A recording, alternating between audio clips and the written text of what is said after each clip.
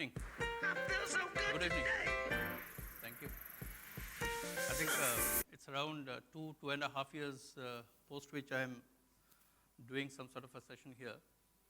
Wonderful to meet all of you face to face, but having said that, I think we all had been part of similar events through our Windows screen, which essentially meant that we remained networked, right? And possibly this has been never had been such a good time to understand and appreciate the importance of networking, right, or communication. Sir, I will dare not use this word innovation and what is the other one you said? Yeah, transformation, right? For the simple reason that just imagine IoT. I think it existed, right? I had been working with this likes of Tata Steels from the 90s. It existed. Security, I think it did exist because otherwise, even during this pandemic times, stock exchanges delivered, banks delivered, manufacturing organizations delivered. We really don't know where we were sitting, but we still delivered, right? Essentially means that IT always transformed, as Sir rightly said. But the only one thing that I have seen from the last decade to this decade is that it's a very small statement, right, which we make, that earlier the user moved where the network was, the user moved where the security was, which means that they were very static. We have changed it. Today, the network moves where the user is, the security moves where the user is, and that itself is a big transformation. Right? With that, I sort of start this session. Yeah, we will only talk experiences, right? Because that is something which you deliver to your end users, to your end customers, to your partners, right? And I think in this COVID period, we have undergone many such experiences, right? Especially on connected campuses. Schools, colleges existed. We did our work right from home. When it comes to loyalty, and especially the retail industry, right, we did selling in a completely different perspective. Predictive maintenance, a very important aspect, especially those who would have been working in the manufacturing domain, right? You needed still to ensure that your factory is running 24/7, right? Which essentially means that there is a secure network beyond everything. Sorry. Yeah. Let's take a few more, pointers. As we have seen in this industry, the edge, or the end point has become very busy. I think gone are those days where you would only have laptops and PCs connected to your wired connections, right? And even the most conservative of organizations, the most compliant of organizations as CERS is, right? I think there ought to be a way to bring mobility and flexibility in user movement. So which means that we are adding and adding and adding more and more end devices. And to add to it, now applications are moving into cloud. Now it's a different story that how do we define cloud for me? Cloud is a commercial construct of consumption model, right? It could be an internal cloud, it could be an external cloud, but the fact is that the data is residing everywhere. The data is in your data center. The data is in a partner's colo center. The data could be in the cloud. The DC is here. The DR could be in cloud, which essentially means that we are changing the connotation of data center to centers of data, right? And as we speak, while on one hand we are talking about experiences, but it has to be delivered with enough efficiency of performance, of security. And that's where we try to merge these two elements. And that's where we bring this vision, as we call it. I'm sure you have heard this term Aruba, right? I mean, I just take a cue from what Mansi was saying, right? We are just the extension of HP's infrastructure in the data center right up to the edge.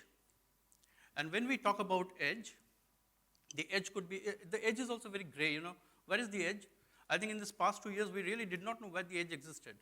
It was not the furnitures that we were sitting in. It could have been a station, it could have been an airport, it could be anywhere, essentially our homes. The one change that we are trying to bring when it comes to communication and connectivity, because that is has taken center stage, is the fact that your user lies somewhere. The user could be anywhere, the home, the office, the railway station, or on the road. And your data is also anywhere. The data could be in your data center, or it could be cloud, and we don't know where the cloud is, which means that there's a significant amount of crisscross communication happening. It is any-to-any communication. But can you still compromise on security? Can you still compromise on performance? You still need to deliver the same outcomes, or even better it, in spite of the fact that you are anywhere, which means that you are residing or traversing over a network which is not in your control, and yet you have to deliver the outcomes. This is where we brought in this concept of connect, protect, analyze, and act. And especially in networks, this analysis was missing. Because if you can predictively or proactively analyze, you can correct it immediately on the fly. And with that, I just take you through a very small framework, which is called the Aruba ESP, or the Edge Services Platform, right? It's a framework that we built. And if you really see, and this is where this element of transformation comes, because unless and until you don't pack up your network with enough amounts of this so-called terminologies of artificial intelligence or machine learning, the network cannot be self-driving, self-sustaining, and networks cannot be smart or intelligent, as we call it, right? We start with infrastructure. All of us see it, right? You can see it right on the top, right, an access point or a switch or a router. We all know about it. And no brainers on this. But all that we're trying to say is that cut out the intelligence out of the infrastructure and put it somewhere else. Because then you can use the devices purely as big elephants to traverse data, but the intelligence should be somewhere else. It could be in a cloud, it could be in a data center, but try to segregate the two so that, I can bring in more and more of automation. I can bring in more and of zero-touch provisioning. Because especially in today's world, where you have to manifest the outcomes very fast, the end devices should not be so intelligent that it requires a significant army of people to travel there.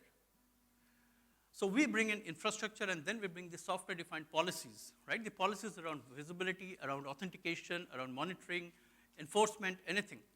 But the third important part is what we call the AI ops, right? Because operations, post you have delivered a project, right? You need to get into a run mode. And run mode is very monotonous. In a run mode, you need to have enough degree of automation built into the network so that the network should be able to correct itself at any point of time, rather than you moving around helter-skelter, right, which we have all lived with. And then we bring it as a service, because essentially, in today's world, if you can bring in an element of what you call a consumption-based model, which Mansi did speak about, which we fancifully call it GreenLake, but essentially, it's offering you IT as a service, or network as a service. And this is the whole framework that we say. What you see on top of this is called Aruba Central, which essentially is the heart and soul of this entire infrastructure of unifying all forms of connectivity, be it wireless, be it wired, be it your WAN, but you need to have. So the whole point is about simplicity. If you can simplify with a single framework of security and single framework of orchestration, you are done, because then the growth can happen very fast. Very interesting aspect that we saw in this COVID period, and this is something which actually we delivered during the SARS outbreak in US, was this concept of taking your network from your office to your home without compromising anything. Because if you sit in your home, and we have been all doing it, right? 10 hours, 12 hours, 16 hours, we have been sitting in homes and working, and you therefore need a very robust network and a very secure network, because you have to connect back to your corporate office. So all you need is that you connect this access point, right? The same access point that you use in your office, connect it to a broadband connection. It should auto-connect with an IPsec tunnel right up to your corporate data center. And once you have done it, sitting in your home, you will get to see the same SSID that you see in your office, which means that the locational presence is become a bit irrelevant. Your home has actually become your office, right? And a true office in its true sense, because you are not compromising on performance, not on security, because once you see the SSID, you can actually download the same policies that you use in your office. This is where we brought a sense of innovation, in the sense that it had to work. And this actually worked. The BPO industry had to survive on this because IP telephony had to run from homes. And we made this happen, right? But network is just not about connectivity and performance, right, or experiences. There is a CISO, right, who is always looking at it with a microscope. So we bring this concept of protect. And this whole problem of protection is that the threat surface has increased, right, because we are working from anywhere and the data is anywhere. So perception-wise, the threat surface has increased. And that's the change, again, that's also happening, right? Many of us would be seeing it because today, the data does not move right from your laptop to your data center. It's also moving into a cloud, right? And this is where we bring another important aspect, that at the point of entry of a user, if I can identify the user and can classify him and put him into a particular segment, and the segment could be, let's say, an IoT segment, because today we are connecting IoT networks or devices into this network.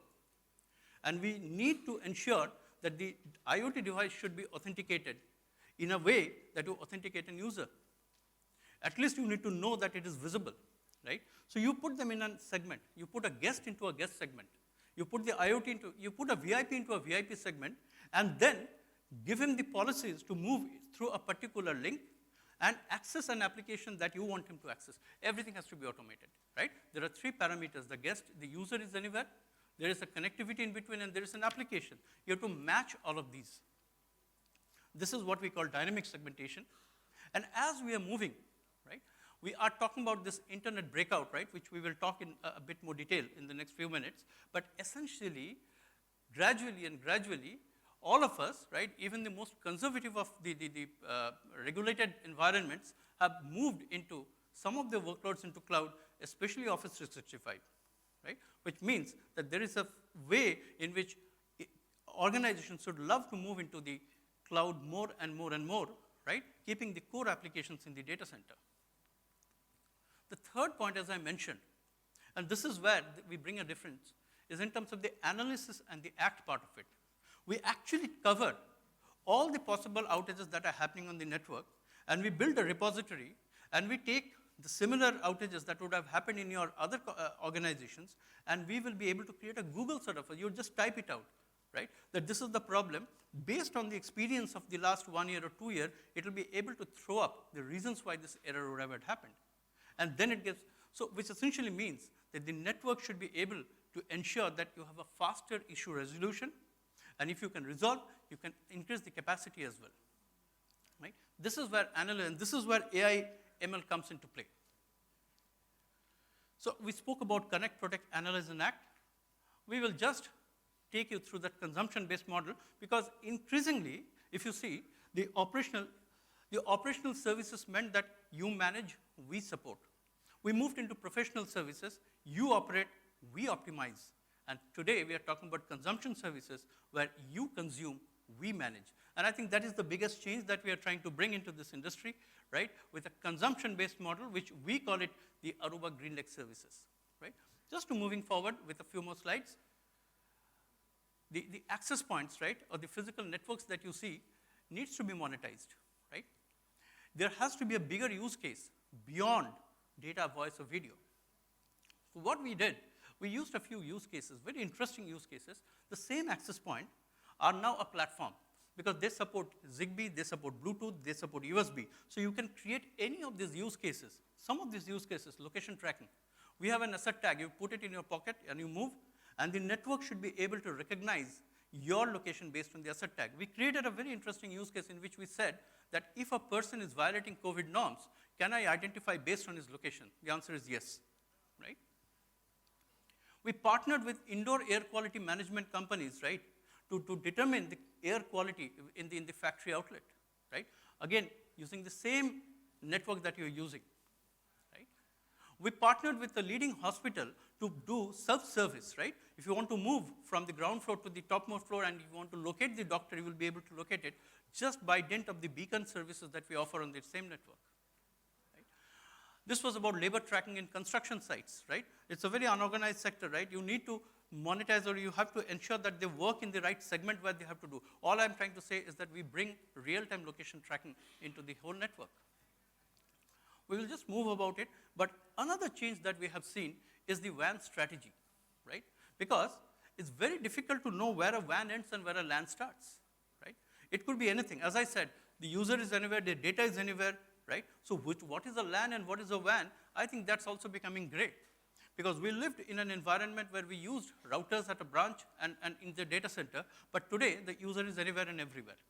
So therefore, there has to be a way to simplify the network, to ensure to fast spin up new branches or new locations as fast as possible, and at the same time, that should also act like a WAN optimization for you to ensure that you consume your bandwidth less.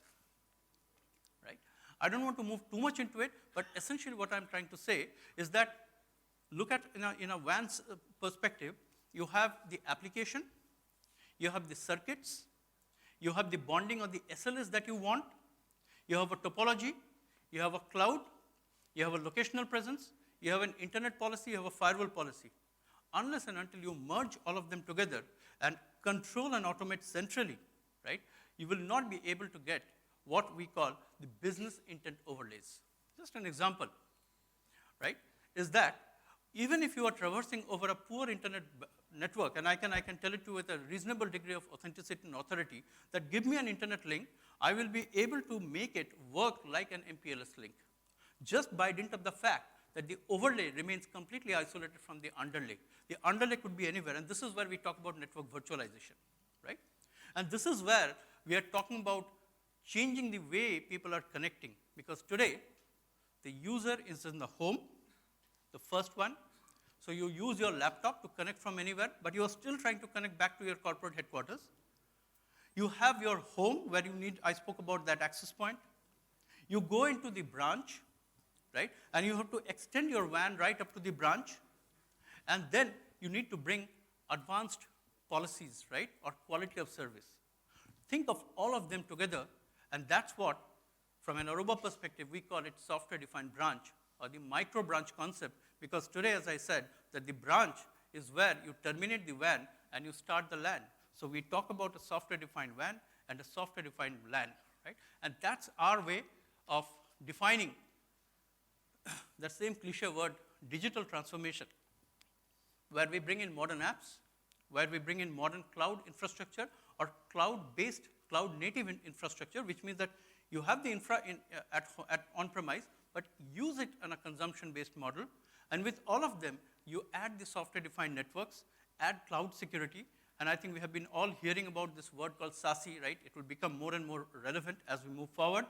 That's our way to address your needs and the transformation that we have all undergone in the last 2 years, right? I think with that, I sort of end. We are just talking about delivering experiences. Thank you so much.